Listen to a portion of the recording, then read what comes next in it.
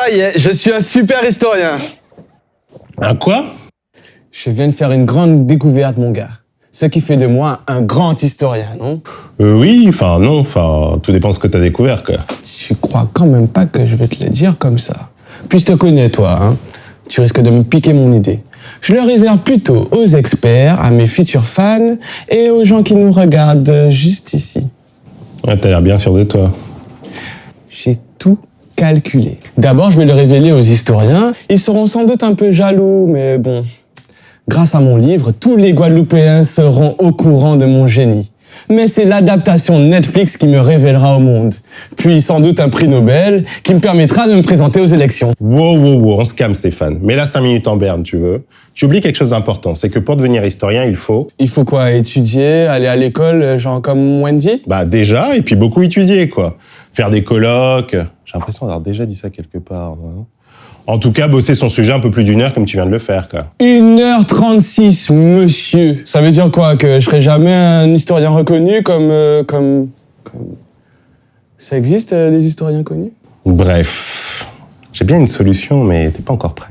Mais oui, dis-moi, allez. Je vais te dévoiler un secret, mais il faut que tu le dises à personne.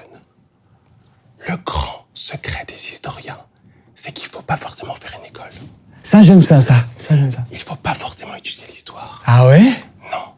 Il faut, Nouma, participer à la grande épreuve de notre jeu télévisé qui veut devenir un super historien d'histoire. Waouh! Bonsoir, cher public, et bienvenue pour notre nouvel épisode « Devenir un super historien d'histoire ». Notre candidat de ce soir, Nouma, va tenter de décrocher le titre du meilleur super historien de Guadeloupe. Il pourra se faire interroger sur un sujet de son choix. Bonsoir, Nouma. Bonsoir Jean-Pierre, Mathieu. Bonsoir public. Coucou les gens. Salut les filles. Alors dites-nous, quel sujet avez-vous choisi pour tenter de devenir le meilleur super historien de Guadeloupe? Alors mon cher Julien, j'ai choisi de me lancer sur l'alimentation en Guadeloupe. Mais quel beau sujet mon cher Nouma. Et pourquoi ce choix? Parce que déjà, j'adore manger. Ah, les tourments d'amour, les dunkies, la géomonade, pois d'ivoire, pois rouge, le courbouillon de poisson, cochon aussi. Parce que notre alimentation est l'expression de notre histoire marquée par le poids des immigrations, celui des conditions de vie, des travailleurs mis en esclavage et des engagés. Mais c'est pas de toi, ça. Bref. Je vous rappelle le principe de notre épreuve. Vous devez répondre à 3 questions à choix multiples sur le thème de l'alimentation. Je suis chaud, Nagui. Est-ce que j'ai du joker? Non. Première question. Quels fruits et légumes ne pouvait-on pas trouver au temps des Amérindiens? Vous pouvez répéter la question? Bon, je te cite des fruits et des légumes par 2 et tu me dis ce qui n'était pas présent en Guadeloupe à l'époque des Amérindiens. Ok? Réponse A, ananas et corosol. Réponse B, pomme, cannelle, goyave. Réponse C, maracuja madère. Réponse D, tous les fruits que je viens de citer à la fois. Réponse 1, aucun de ces fruits.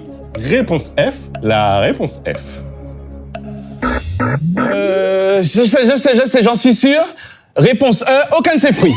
Bravo Nouma, vous avez absolument tout faux. C'est rare. Il y avait bien du temps des Amérindiens, des ananas, du corosol, la pomme cannelle, de la goyave, du maracuja et des madères en Guadeloupe. C'était donc la réponse D.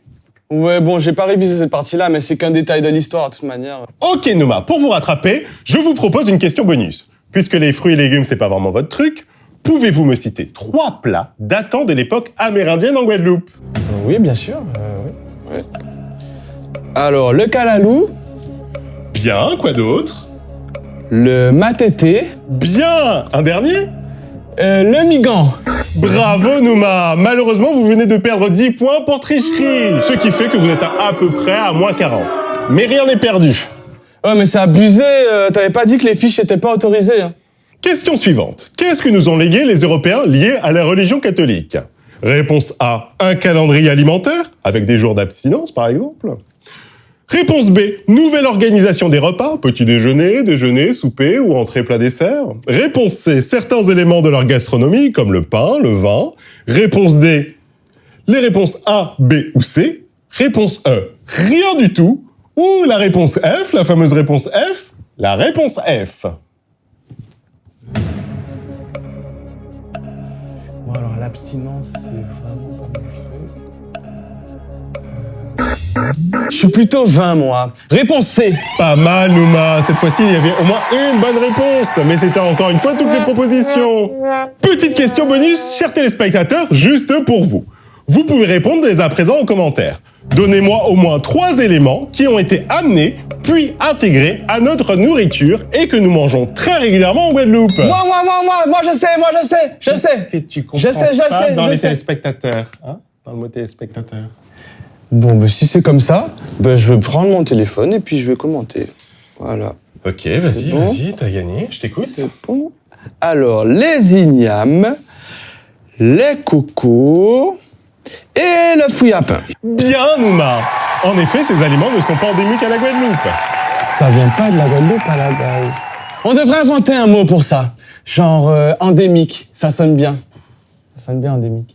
Question suivante. Les Africains mis en esclavage ou engagés, obligés bien souvent de satisfaire à leurs besoins par... Réponse cache-texte. Par leur jardin et les apports des maîtres, les Africains nous ont laissé des plats originaux, le goût des cultures vivrières et aussi une inventivité permettant de faire avec peu.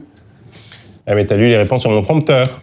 Non, pas du tout. T'as un prompteur, toi, en plus Moi, je sais tout. C'est moi le super historien.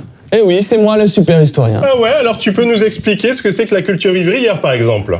Pour vous, chers téléspectateurs, un indice s'affiche sur vos écrans. Vous pouvez répéter la question? Je m'en doutais. L'agriculture vivrière est une agriculture essentiellement tournée vers l'autoconsommation et l'économie de subsistance. Vous pouvez répéter la réponse? En gros, les esclaves devaient en grande partie se nourrir par leur jardin, ce qu'ils plantaient, quoi, en autosuffisance, quoi. Ah, l'autosuffisance, oui, je le savais. Comme les Indiens engagés ont de leur côté apporté des plantes, des produits et des préparations nouvelles. Nouma. La présence des Indiens a obligé l'importation massive de riz et ils diffusent en même temps que le colombo. Tu le savais, ça? Nouma. Oui. Arrête de lire les réponses sur mon prompteur. Quoi? Qui a dit que c'était interdit? Bon, une autre question pour tenter de devenir le plus grand historien de Guadeloupe. Où tu jettes l'éponge? Ça dépend, je gagne quoi si je m'arrête là? Oh bah je sais pas, tu vas me payer des bouquets jusqu'à ce que tu rentres en fac d'histoire, par exemple. Je ne jette jamais l'éponge, Père Fouras. Je tente le tout pour le tout. Question suivante. La nécessité de nourrir les esclaves a favorisé au XVIIIe siècle l'introduction du... Réponse A, du fruit à pain. Réponse B, le développement de la culture bananière. Réponse C, de la morue et des viandes salées. Réponse D, l'encouragement des cultures vivrières et des pois. Réponse E, les réponses A, B, C et D. La réponse F, la fameuse réponse F. J'ai droit à un coup de fil à un ami? Ah bah c'était pas prévu, mais bon, vas-y. Vous voulez appeler qui? Ah bah oui, forcément. Mais tu sais que t'es mon seul ami, alors vas-y, décroche. Oui, allô? Mathieu, je suis à l'émission Qui veut devenir le meilleur super historien de Guadeloupe et j'ai une question à te poser. La réponse E, Nouma. La réponse E? T'es sûr? T'es vraiment sûr? C'est mon dernier mot, Nouma. Wow, t'es trop fort. Ben du coup, on a un petit peu de temps. Alors du coup, comment ça va, toi? Oh, bah écoutez, moi posé, un petit canapé en main, tranquille, vous-même. Ah ben tu m'as moi aussi. Ben, moi aussi, ben, c'est cool, ben, on a un petit peu de temps, alors ça va, et les filles... La réponse E! La réponse E! Bravo, Nouma! Alors c'est bon, je suis le meilleur historien d'histoire? Pour l'instant, oui, mais en partant du bas. Mais tu es en finale. Je suis en finale! Je suis en finale! Oui, c'est bon, on a compris. Je suis en finale! L'épreuve finale, mon cher Je suis Nouma. en finale! Je suis en finale! Je suis en finale! Wouhou! Pour devenir non pas le meilleur super historien du monde, non pas le super historien de la Guadeloupe, mais le super historien de cette maison! Comment ça de cette maison, cacouillonnez-moi là? Cela consiste à me dire, en moins d'1 minute, sinon la productrice va encore trouver l'épisode trop long, tout ce que tu sais sur le manioc. D'abord consommé par les Amérindiens, tout le monde ne consomme pas le manioc de la même manière. La farine de manioc se consomme au quotidien sur toutes les tables, mais aussi en musique avec le groupe Kassav qui va populariser sa consommation. Ainsi, la bourgeoisie blanche nous apprend Félix Languin mange dans leur party à la rivière du calalou et de la farine. Puis sont venus le pain et le riz. Il reste quelques secondes, vous voulez rajouter quelque chose peut-être? Oui. En parlant de pain d'ailleurs, connu depuis longtemps mais vendu en ville comme produit de luxe à la pesée, il fait la conquête de la population à mesure que son prix baisse. Bravo Nouma, vous êtes officiellement le super historien de cette maison quand je ne suis pas là. Ni le chat d'ailleurs. Comment ça, ni le chat? Et puis, d'ailleurs, le chat, est-ce qu'il sait pourquoi on dit toujours amérindien? C'est quoi le rapport avec l'épisode d'aujourd'hui? Faut pas mélanger coco et abricots, Thibaut. Puis d'ailleurs, on n'a pas de chat.